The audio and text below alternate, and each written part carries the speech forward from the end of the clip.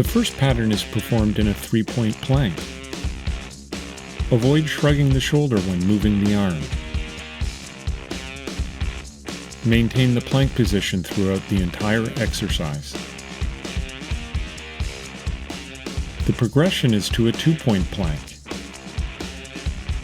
Keep the body stable while the leg is raised. Movement should be pain-free and controlled. To maximize your recovery, you have to perform challenging exercises.